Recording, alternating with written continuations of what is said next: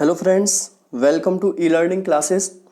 Friends, आज है 10 जुलाई 2020 और 10 जुलाई के जितने भी इम्पॉर्टेंट हैं सारे क्वेश्चंस को हम डिस्कस करेंगे इस वीडियो में। उनसे रिलेटेड जितनी भी इंफॉर्मेशन है उसको भी डिस्कस करेंगे वीडियो के अंदर। इसकी पीडीएफ आपको टेलीग्राम चैनल पर मिल जाएगी। टेलीग्राम चैनल का लिंक मेरे यूट्यूब के डिस्क्रिप्शन बॉक्स में मिल जाएगा। तो जितने भी दोस्त देख रहे हैं वीडियो को वो टेलीग्राम चैनल ज्वाइन कर लें और चैनल को सब्सक्राइब भी कर लो। चलो शुरुआत करते हैं आज के पहले क्वेश्चन से। क्वेश्चन है पहला आज का, हाल ही में global real estate transparency index में भारत कौन से स्थान पर आया है? तो ये रिपोर्ट आई है और इसमें global real estate transparency index में भारत की रैंकिंग है दोस्तों ऑप्शन नंबर सी। 34 रैंकिंग पर भारत आया है global real estate transparency index में। अब ये देख लेते हैं होता क्या है। तो देखोगे इसमें दिया हुआ है global real estate transparency index में भारत का स्थान 34वां रहा है। रियल एस्टेट बाजार से जुड़े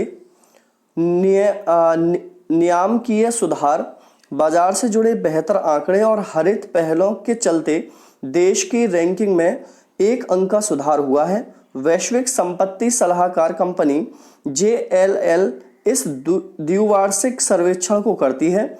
वैश्विक संपत्ति सलाहकार कंपनी JLL इस द्विवार्षिक सर्वेक्षण को करती है।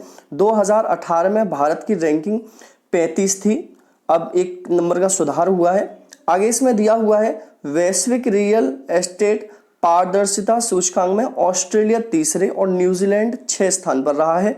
इंडेक्स में चीन 32, थाईलैंड 33, भारत 34, इंडोनेशिया 40 व फिलीपींस 44 और वियतनाम 56वें स्थान पर रहा है। क्वेश्चन नंबर देखोगे 2 है, MSME आपातकालीन उपाय कार्यक्रम के लिए विश्व बैंक ने भारत के साथ कितने मिलियन डॉलर का समझौता किया है?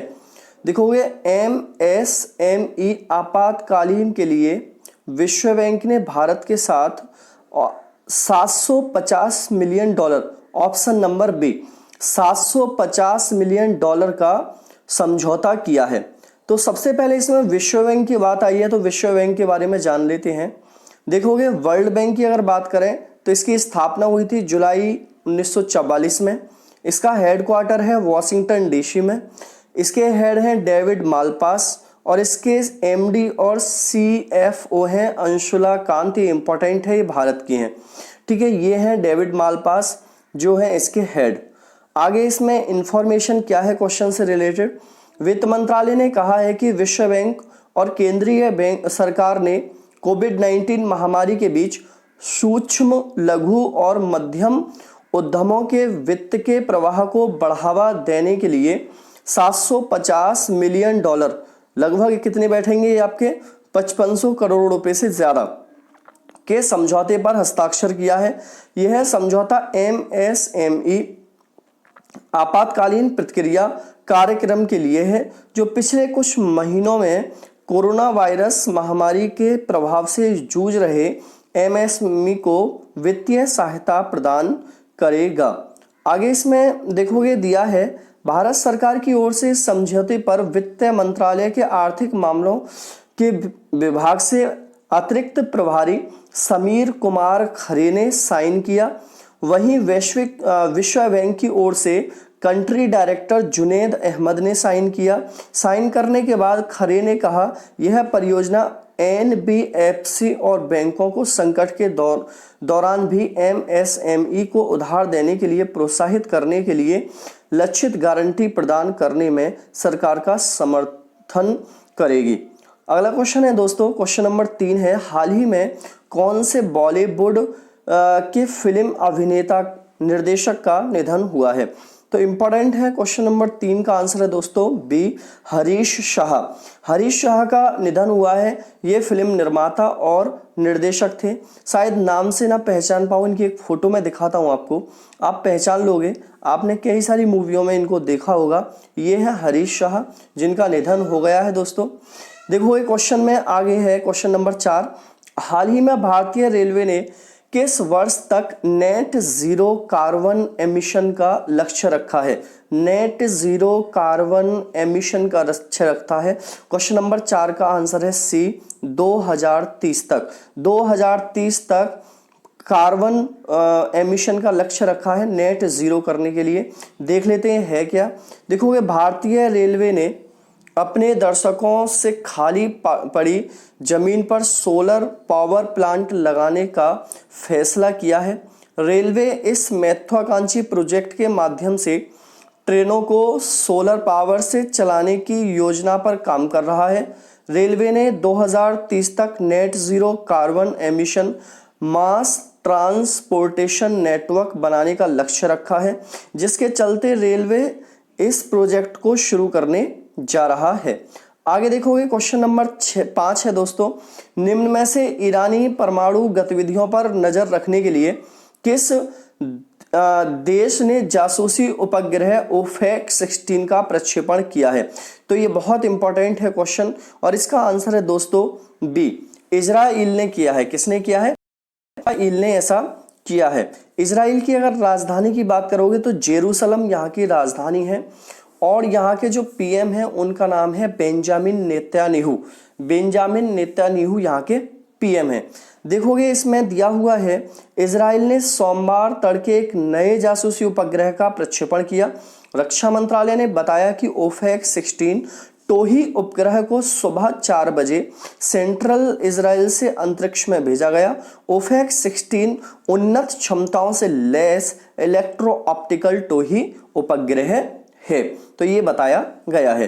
क्वेश्चन नंबर 6 है, हाल ही में ग्लोबल इंडिया वीक 2020 के भारत की तरफ से किसने भाषण दिया है? तो देखो, ये हुआ है अभी ग्लोबल इंडिया वीक 2020। इसमें भारत की तरफ से जो स्पीच दिया है वो दिया है option number B, Narendra Modi. Bharat की तरफ से नरेंद्र मोदी ने ग्लोबल इंडिया वीक 2020 में स्पीच दिया है। एक्चुअल में है क्या, ये सारी देख लेते हैं। देखो, प्रधानमंत्री नरेंद्र मोदी आज यानी गुरुवार को इंडिया ग्लोबल वीक 2020 के उद्घाटन सत्र को संबोधित करेंगे। ब्रिटेन द्वारा आयोजित इस डिजिटल कार्यक्रम में आत्मनिर्भर भारत पर एक ऐसी प्रस्तुति दी जाएगी जिसे पहले कभी नहीं देखा गया है। आगे है, इसमें प्रधानमंत्री कार्यालय की ओर से जारी एक बयान में कहा गया है कि 3 दिनों तक चलने वाले इस आयोजन का विषय है, ये इंपॉर्टेंट है दोस्तों, we the revival India and a better new world. We the revival India and a better new world. इसमें 30 देशों के 5000 वैश्विक प्रतिभागियों को 75 सत्रों में 250 वैश्विक ये शामिल किए जाएंगे पूरे के पूरे। क्वेश्चन नंबर नेक्स्ट है, 7वां क्वेश्चन है, हाल ही में किस राज्य ने 10 महीने बाद नया मोटर व्हीकल एक्ट लागू किया है? तो नया मोटर व्हीकल एक्ट लागू किया गया है दोस्तों राजस्थान के द्वारा। ऑप्शन नंबर है डी, ये 10 महीने बाद इसने नया मोटर व्हीकल एक्ट लागू किया है। राजस्थान की बात करें, राजस्थान की राजधानी जयपुर है। राजस्थान के इस टाइम पर जो सीएम है उनका नाम है अशोक गहलोत। कौन है? अशोक गहलोत। और इस टाइम पर जो यहाँ पर गवर्नर है उनका नाम है कलराज मिश्र इस टाइम पर गवर्नर है। देखो, इसमें इंफॉर्मेशन ये है कि पेट्रोल डीजल की महंगी दरों की मार झेल रहे प्रदेशवासियों पर अब संशोधित मोटर व्हीकल एक्ट के रूल ट्रैफिक नियम तोड़ने पर जुर्माना बढ़ाकर एक और झटका दिया है। भारी वाहनों पर ओवरलोड नियम के तहत अब 40,000 रुपये तक का जुर्माने का प्रावधान किया गया है। आगे इसमें दिया हुआ है, हालांकि सामान्य नियमों के उल्लंघन जैसे लाल बत्ती पर नहीं रुकने आदि पर अभी भी जुर्माना 100 रुपये ही रखा गया है।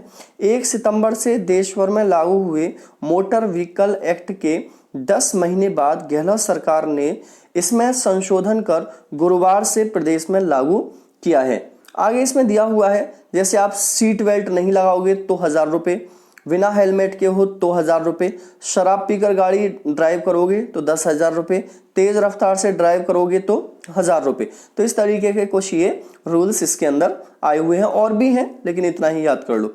आगे देखोगे क्वेश्चन नंबर 8 है, हाल ही में किस बैंक ने भविष्य बचत खाता सेवा लॉन्च की है?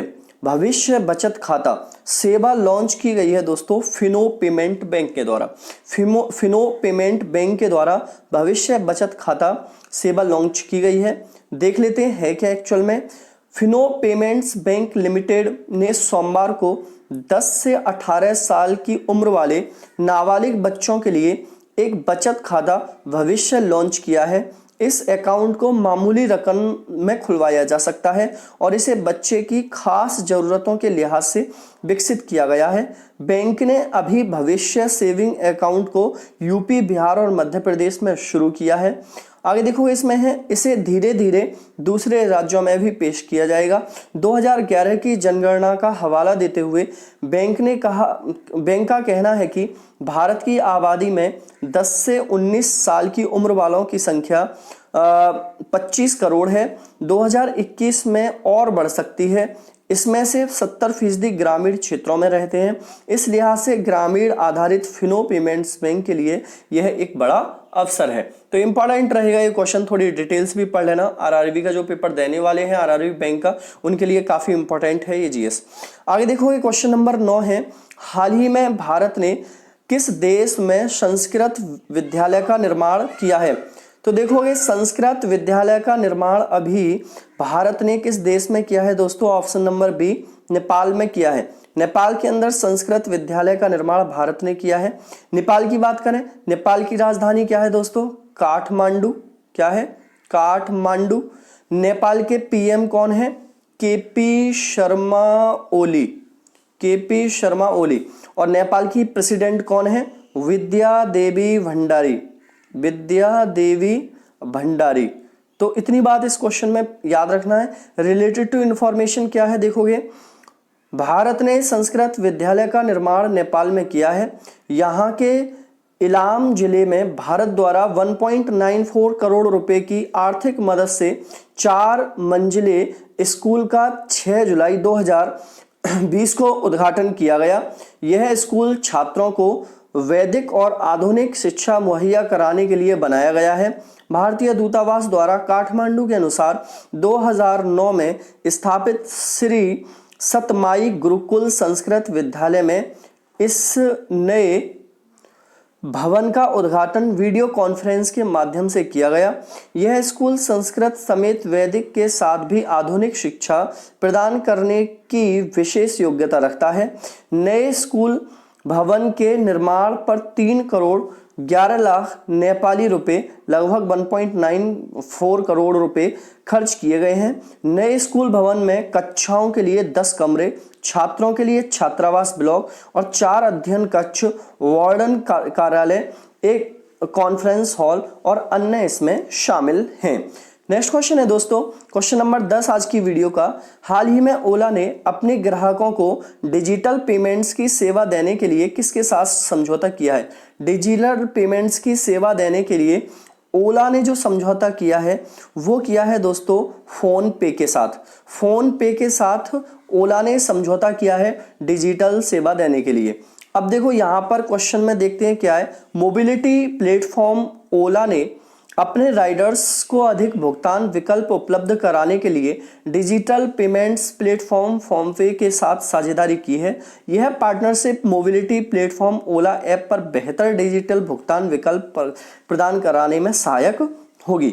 आगे है इसमें देखोगे फोनपे के जो सीईओ हैं वो है समीर निगम। इस टाइम पर फोनपे का मुख्यालय जो है वो है बेंगलुरु के कर्नाटक में।